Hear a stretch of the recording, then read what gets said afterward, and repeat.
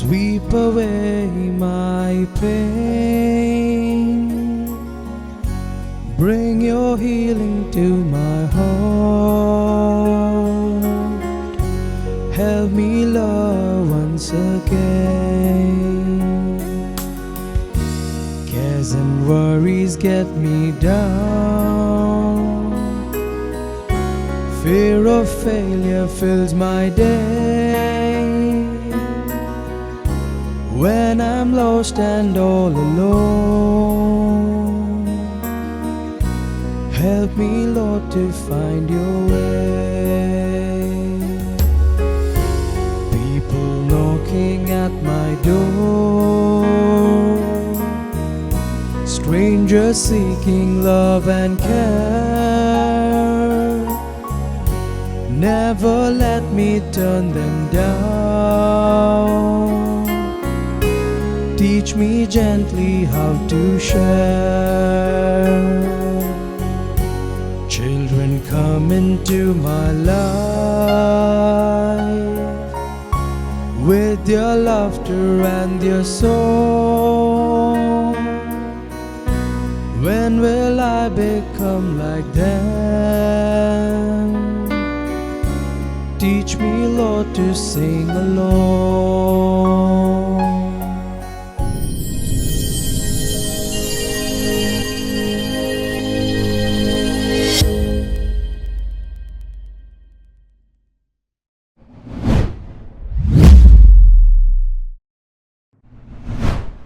Hello dear friends, welcome back. Hope you remember what we said in the previous session. We mentioned about the history narrated in the Bible, the history of salvation, which is going through different stages. And now we are going to deal with another point, how to approach the Bible. We are all here to study the Bible. And how to study the Bible, or what all things are we to remember when we study the Bible. Of course, the study of the Bible is very interesting and easy. Sometimes we may think it is very difficult because it is too deep and so on. Of course, Bible is deep, but the messages conveyed are simple, and we can easily grasp these messages for our own sake into our own lives. And when we begin our study on the Bible, especially the historical books of the Bible, we can say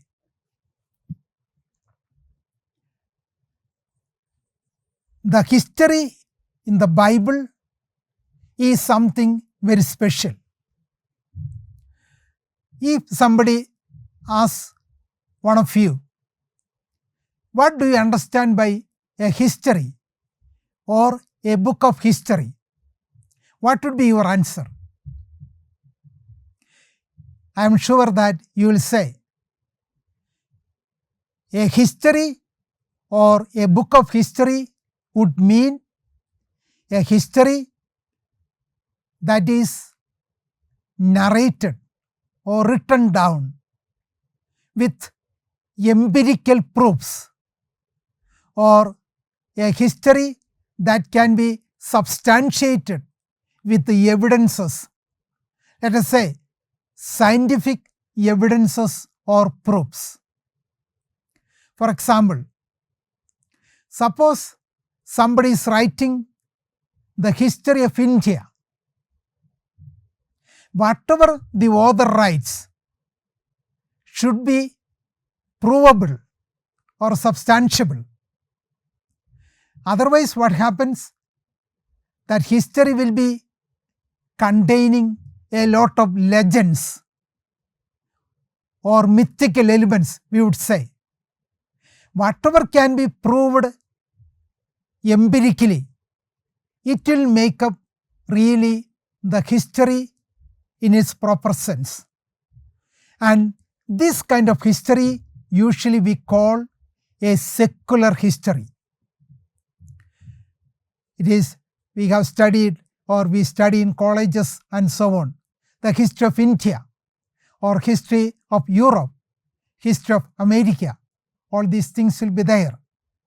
And now we can see in our life, in the case of Bible too, we find we have the history. And what about this history in the Bible? Is it the same as the secular history or something different? And it is a very important question.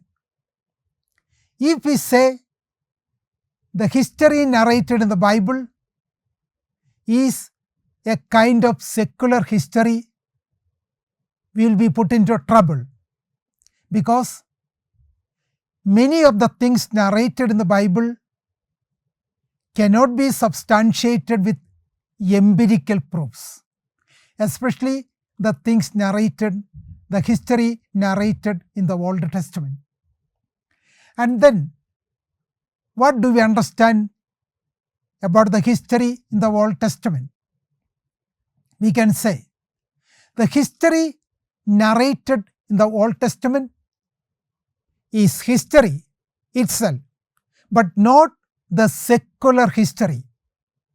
We can call it a theologically interpreted history or a theological history. Theologically interpreted history or a theological history. And what does it mean? A natural phenomenon, a historical event that has taken place in space and time, let us say, is interpreted in the light of faith. And when it is interpreted in the light of faith and given a new meaning, we can say it is a theologically interpreted history. To understand this concept, let us take a few examples. We know the child born to David happens to die. We read the story in chapter 12 of 2 Samuel. David was given a punishment for his sins, and one of the punishment given to him was this: the child that is born to you shall die. We know what is the historical nucleus of this story. The newborn child, that is the child born to David in Bathsheba, happened to die on the 7th day. And this death is given a theological interpretation. How? The child died because it is a punishment given by the Lord. Therefore, the natural death of a child is viewed theologically, and it is interpreted in this way. Take another example. The people of Israel entered into the land of Canaan, the promised land. And when Joshua advanced into the land of Canaan, we see there were many important enemy nations which were not conquered by Israel. And the nations, for example, Philistia, Amalek, Edom, where Edomites lived, Moab, where the Moabites lived, Ammon, where the Ammonites lived. Again, in the north of Israel, there was the Syria, or so-called Arameans. All these nations were not conquered by Joshua. And what is the explanation given here? According to the book of Joshua, we read in the beginning of chapter 3, Yahweh did not hand over these mighty nations into the hands of Joshua in order to test Israel, whether they would trust in him or not. Therefore, Joshua was not able to conquer these nations because Yahweh or God did not entrust these nations into his hands. Hence, he could not defeat them.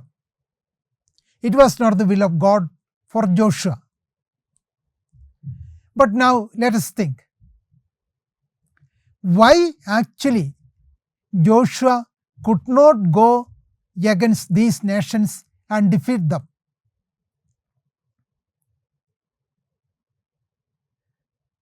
The important reason is this. Okay, when we go through the narrative about the Exodus, we find the people under the leadership of Moses came away from Egypt, and they did not go through the land of Philistines, because Philistines were a mighty nation. And why they could not defeat the Philistines and go and occupy the promised land? The reason they could not do that, because they were not equipped for that. They were not powerful for that. The same way, they came to the land of Amalek, asked permission from the Amalekite king to pass through their land. Moses said to the king of Amalek, "Kindly let us pass through your land.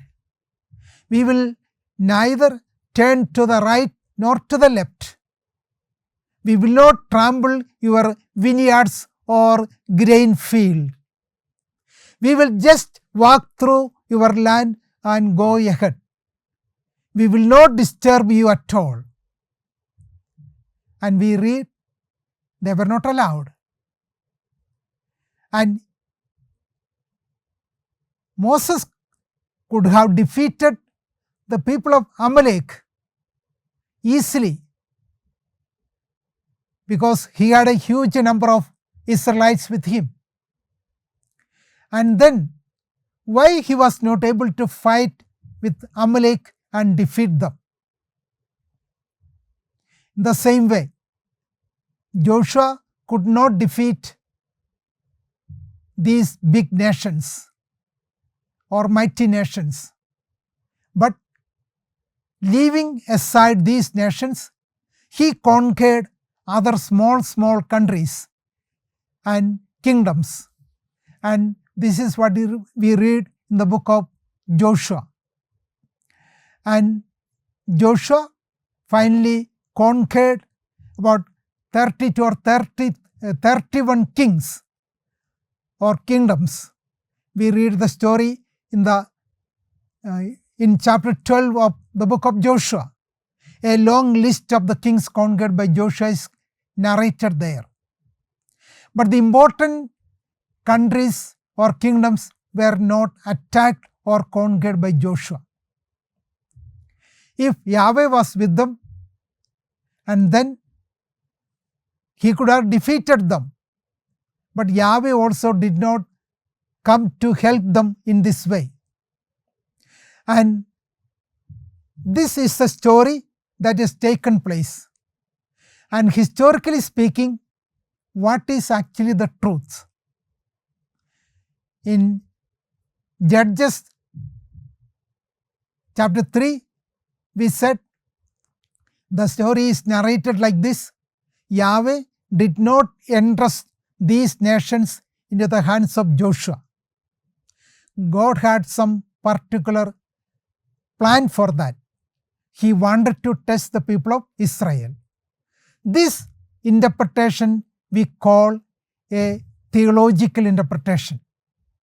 That is, we see a theological meaning in the historical event. And what exactly is the historical event, or what is the reality behind the story? Remember, was the people under the leadership of Moses very strong militarily? They were very great in number.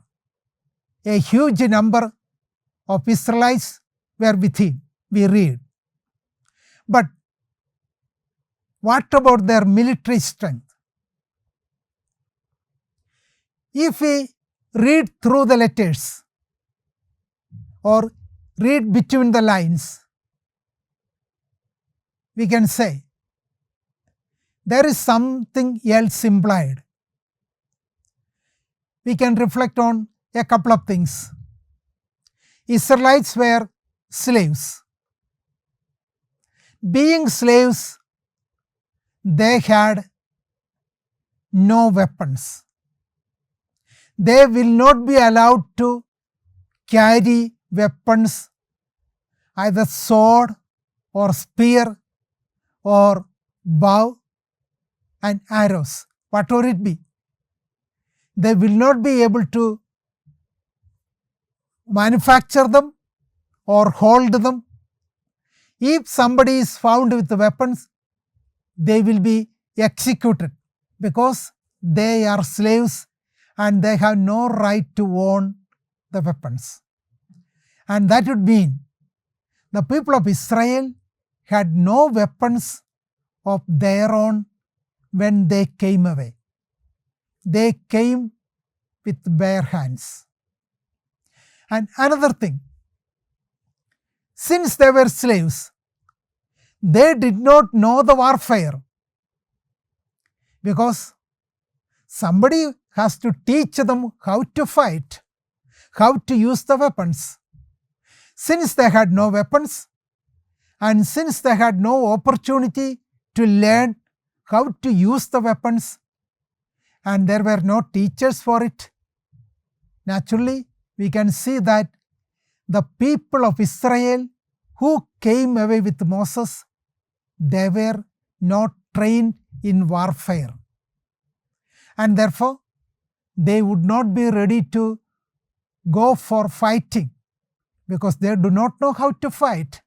They do not know how to use the weapons. That is the second reason. First of all, we said they were slaves.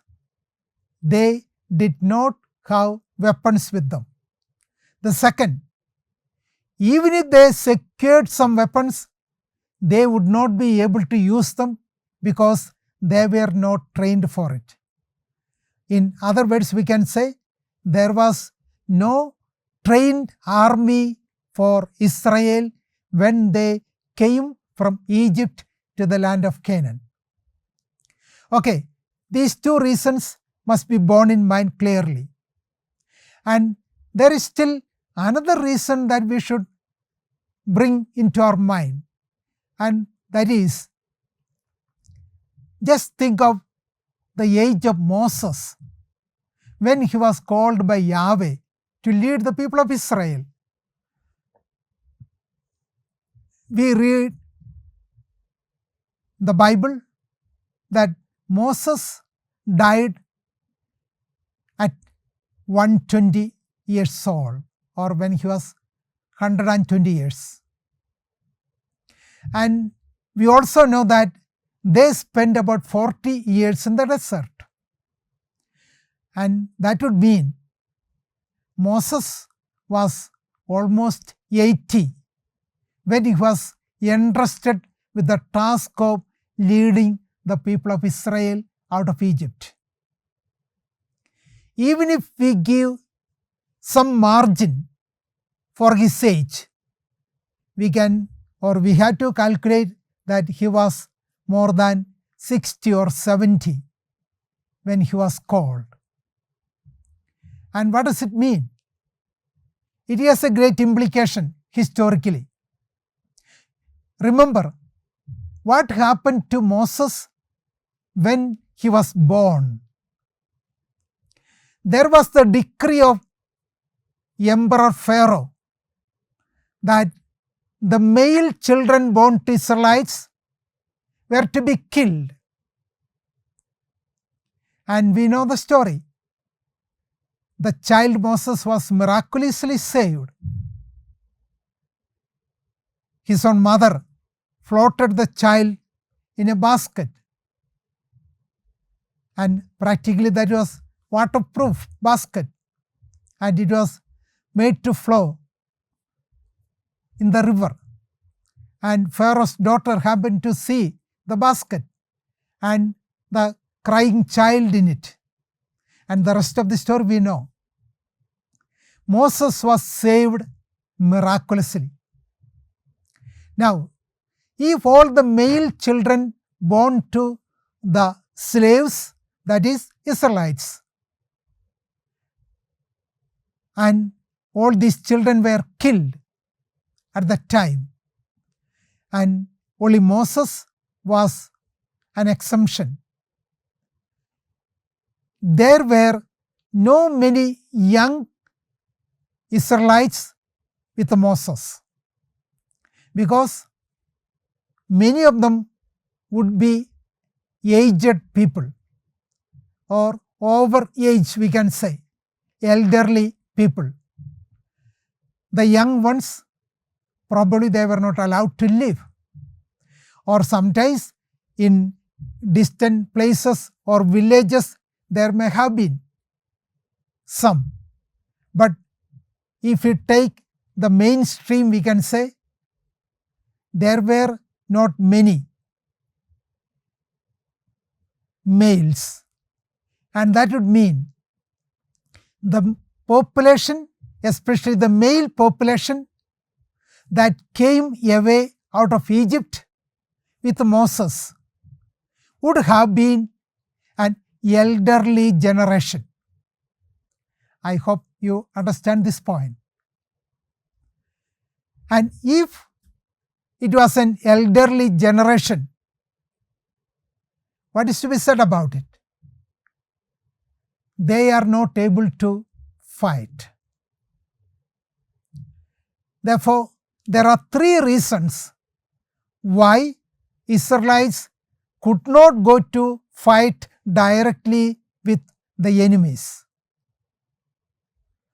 They had no weapons, they were not trained in warfare, and besides, they were an elderly generation, especially the male population. And naturally, they will not be ready for fight, because they would be sure of defeat if they go for fight. And hence, what happens? We see Israel was to spend 40 years in the desert. And why the 40 years? Again, 40 years is a historical fact. But if we ask why there was the need of 40 years, the distance could have been covered within 3 months or maximum 6 months. Okay, we read the story. When Moses set out from Egypt, at first he went to the land of Amalek, but they did not allow him to pass through. If they were allowed to pass through Amalek, they would have reached Palestine within 2 or 3 months' time at the most. And then what happens? They are compelled to take a deviation. They went down along the Sinai Peninsula by the side of the Gulf, Sea of Gulf. And then we see they came to Sinai within 6 months' time. And at Sinai, or on Mount Sinai, there was the covenant with God, or God made the covenant with the people of Israel. Moses was the mediator, and they were given the law, especially the 10 commandments or Decalogue. And all these things took place practically within 6 months' time. And now they are going through the other side of the Sinai Peninsula to the north, and on through the other side, eastern side of the Dead Sea, and finally they would reach the river Jordan, or farther north of the Dead Sea. Okay, now there's a question. Why almost 39 years for the return journey, or the journey to Jordan from Sinai? Normally speaking, it would have been enough for them to take just 6 months or maximum 1 year. But they took almost 39 years more. Altogether 40 years, we read. And what's the reason given or narrated here? And there we see the history narrated here would show that the people of Israel, they spent about 40 years in such a way that God was giving a kind of spiritual formation for them to believe in Yahweh, to accept in the only God Yahweh and believe in Him. A period of formation lasting for 40 years. And then we can also say the people committed sin and God punished them. There are different instances. People who were punished with fire, who were punished with the biting of snakes, and sometimes some were swallowed up by the earth. When the people revolted, murmured against Yahweh, against Moses, and challenged Yahweh, in spite of God's providing them with whatever they needed, food and drink, they continued to rebel against Yahweh, and God punished them. And this is the result, and that is, we can say, the punishment given by Yahweh for the rebellious people was the cause or the reason why they were to live for 40 years here. And what is the outcome of this? No one who came from the land of Egypt was able to enter the land of Canaan, the promised land, except Joshua and Caleb. All others perished. Okay, that's the story narrated here. But here we can see a historical reason here, and that is the historical reason that we have to find, we can give is this. Within the 40 years, 2 generations will come up, 2 new generations, and they can be trained for war, and then they will be able to fight the enemy, and after 40 years they were ready to cross over River Jordan and enter the land of Palestine. Okay, with this point we conclude this session. Thank you. Loving God, we thank you for the blessing of reading your word together. We ask that these words of life, truth, and hope would continue to impact us in the days ahead. May your love and grace follow each of us, refreshed and blessed by you. Amen.